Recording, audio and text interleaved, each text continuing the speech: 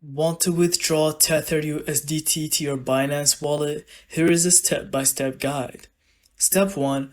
Open your crypto exchange or wallet where your USDT is stored, for example, Trust Wallet, or another platform like Bybit or Coinbase. Now log into your Binance account on the app or website, then go to Deposit, and now choose USDT from the coin list on Binance. And here, select the network. It'll show several network options like TRC20, ERC20, or BEP20. Pick the same network that matches your sending wallet. For example, if I go to my Trust wallet, I can see that I have Ethereum. Tether on Ethereum.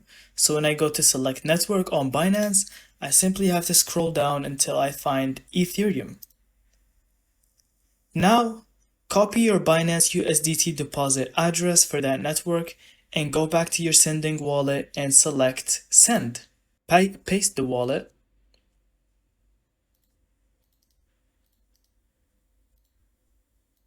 And now, put the amount that you want to transfer.